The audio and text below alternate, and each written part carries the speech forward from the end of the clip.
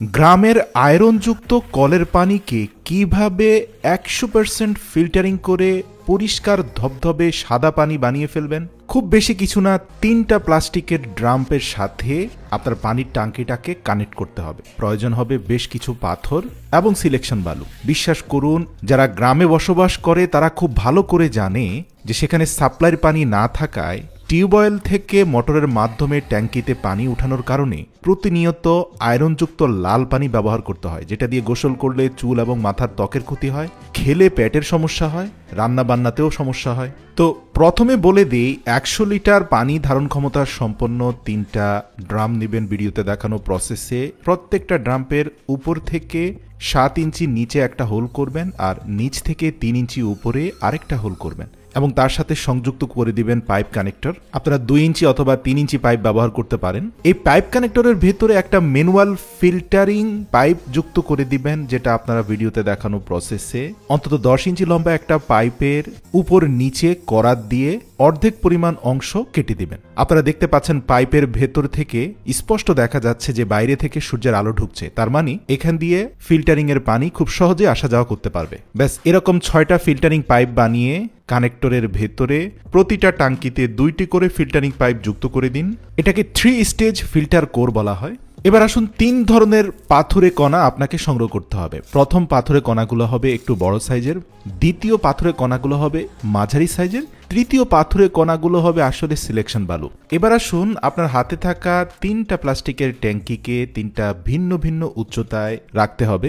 সবচেয়ে উপরে থাকা প্লাস্টিকের ড্রামের উপরের অংশের সাথে দ্বিতীয় প্লাস্টিকের ড্রামের নিচের অংশটা পাইপের মাধ্যমে কানেক্ট হবে। দ্বিতীয়টার উপরে থাকা পাইপের কানেক্টরের সাথে তৃতীয়টার নিচে থাকা পাইপের কানেক্টরের সাথে সংযুক্ত হবে। সর্বশেষ ড্রামের উপরে থাকা পাইপ কানেক্টরের সাথে ট্যাঙ্কির উপরে থাকা পাইপ কানেক্টর সংযুক্ত হবে। ব্যাস, মোটামুটি এবার আপনার কাজ শেষ। আপনাকে এবার সর্বপ্রথম ট্যাঙ্কির নিম্নাংশের সাথে সাপ্লাইয়ের পানির কানেকশন করতে হবে। যেহেতু সাপ্লাইয়ের পানির পাইপটা অনেক সরু হয়, এজন্য আপনাকে কনভার্টার ইউজ করতে হবে। মনে রাখবেন, কোথাও যেন লিকেজ না হয়। আপনার সংগ্রহ করা প্রতিটি পাথরকে একটা জালির উপরে স্থাপন করে ভালো করে স্পিডি পানি দিয়ে ধুয়ে নিন, যেন কোনো ময়লা আবর্জনা না থাকে। ছেঁকে নিয়ে সবচেয়ে বড় বড় পাথরগুলোকে সর্বপ্রথম পানির ড্রামে নিয়ে ভরপুর করে দিন। মাঝারি সাইজের পাথরগুলোকে দ্বিতীয় ট্যাঙ্কিতে।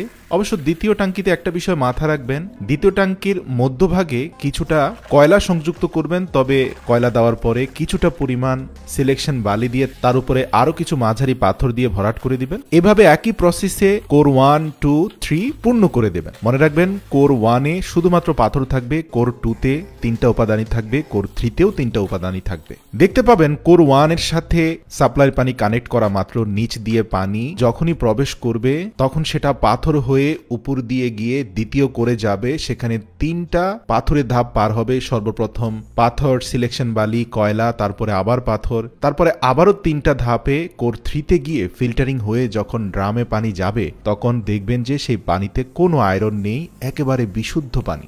স্টার্টিং এর 2-3 ঘন্টার পানি কিছুটা অপরিষ্কার হতে পারে, যেহেতু আপনি ড্রামে নতুন করেই সবকিছু ইনস্টল করেছেন। তবে 2-3 ঘন্টা গেলেই দেখবেন 100% বিশুদ্ধ পানি আসা শুরু হয়ে গিয়েছে, যেটা পুরো 1 বছর ধরে টিকে থাকবে। কষ্ট করে এই 3টা ড্রামকে প্রপার ওয়েতে আপনার পানির ট্যাঙ্কির সাথে কানেক্ট করে দিতে পারলেই গ্রামের বাড়িতে 24 ঘন্টা ফিল্টারের পানি ব্যবহার করতে পারবেন, যেখানে আয়রন থাকবে না, পানির ক্ষারীয় উপাদানও নিয়ন্ত্রিত থাকবে। যে পানি খাওয়ার জন্য নিরাপদ, গোসলের জন্য নিরাপদ, এমনকি রান্নার জন্য শতভাগ নিরাপদ। প্রিয় দর্শক, ভিডিওটি এতটুকু পরিমাণে উপকারী মনে হলে আপনার প্রিয়জনদেরকে দেখাতে অবশ্যই শেয়ার করবেন।